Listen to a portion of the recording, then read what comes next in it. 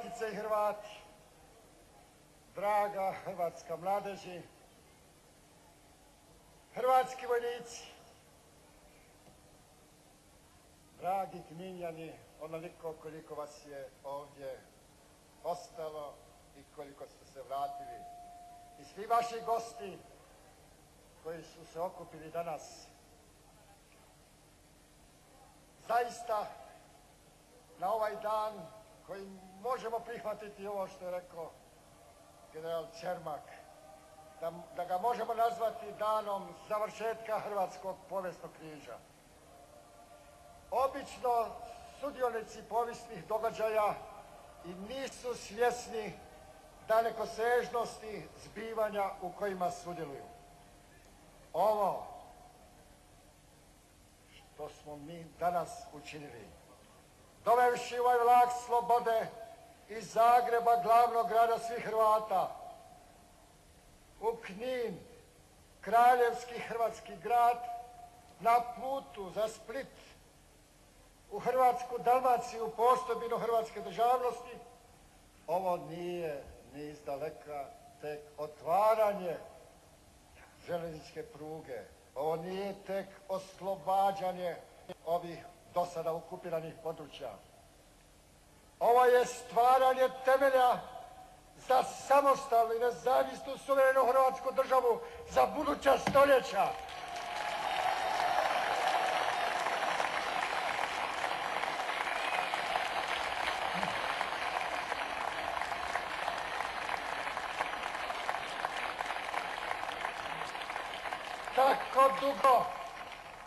Tako dugo dok su bili u Kninu, dok je Knin bio pod okupacijom, tako dugo budućnost Hrvatske države nije bila sigurna. A od Oluje, od ovih naših dana, ona jeste. Nikada više i niko je neće moći ugroziti. Knin je bio ne samo prijestolnica hrvatskog kralja Zvonimira. Knin je bio glavni grad kraljevine Hrvatske i onda kad nismo imali više vladara i svoje narodne krvi. Sve do 1522. godine, dok ga nisu osvojili turski osmanlijski osvajači i dok zajedno s njima nisu došli i oni koji su do juče bili u tom našem hrvatskom Kninu. Ali danas to je hrvatski Knin. I nikada više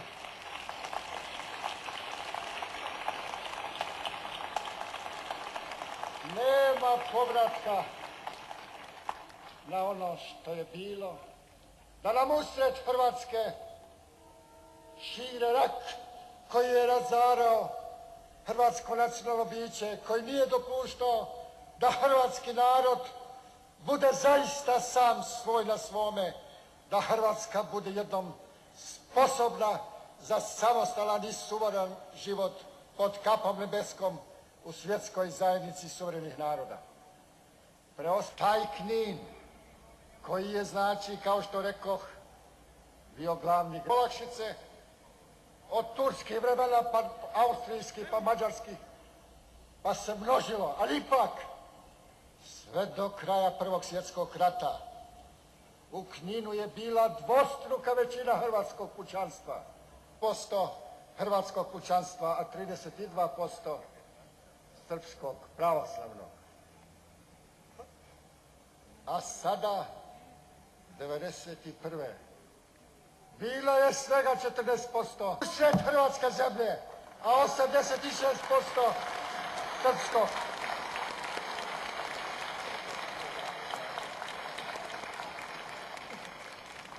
Treba će ispitati za ideju priključenja ovih hrvatskih krajeva ili velikosrpskoj Jugoslaviji ili samoj Velikoj Srbiji. Ne znate možda vi mnogi mladi da je 1941. godine kad se čitava bivši odvjetnik Niko Longo Novaković i pop Momčilo Đujić sastavili popis u ime 100 srpskih intelektualaca za 1941. potpisali sporazum sa Talijanima protiv nezavisne države Hrvatske, a sa fašističkom Italijom za borbu protiv hrvatstva.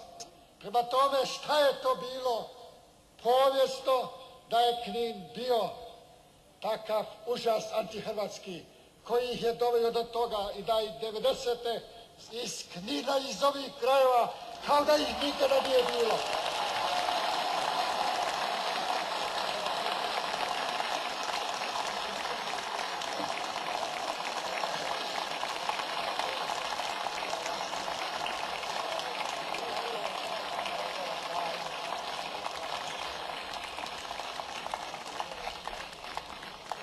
Ali da bismo to postigli, draga hrvatska braćo i sestre, morali smo ujediniti različitih odluka i našeg vodstva.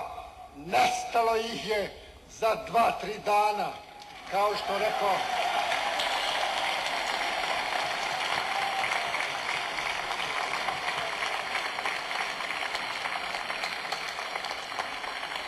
Nisu imali vremena da pokupili svoje prljave pare devize, niti gaće.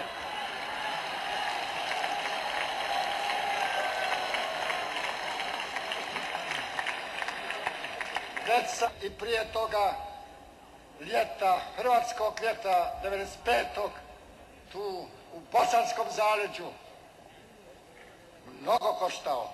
I krvlju u toj operaciji izgubili su živote oko 200 hrvatskih ljudi i više od 1000. Niti to što smo izvojevali i pod cijenu hrvatske krvi.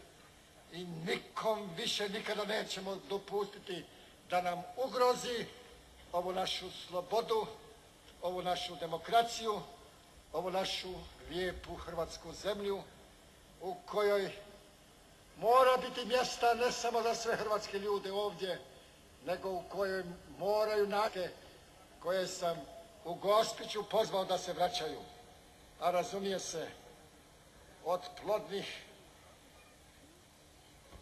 Kotara pa do svih ovih krajeva koje smo oslobodili ima mjesta za sve naše ljude i slavit će naš narod tu svoju slobodu i izgradit će tu svoju Hrvatsku za koju je palo od Zvonimirovih vremena pa do danas premnogo hrvatskih ljudi, za koju je hrvatska zemlja je sada jača, ne samo jača, nego potpuno učvršćena sa oslobođenim Kninom i ovim središnjim hrvatskim krajevima. I taj preostatak oslobodit ćemo, ako Bog da, uz pomoć međunarodne zajednice na miran način, bez žrtava. A ako to nećemo biti moguće, onda sa svojom silom.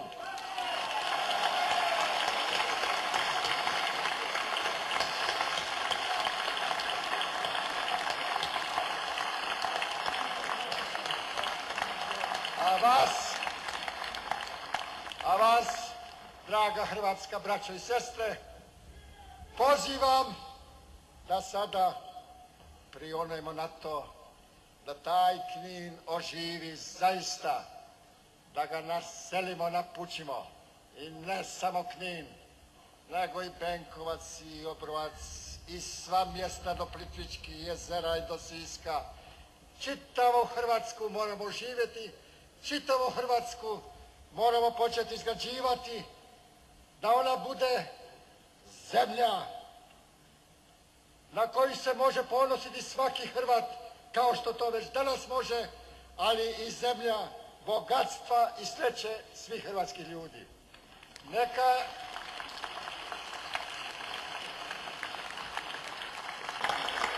Hvala vam, gospodine predsjedniče, u ime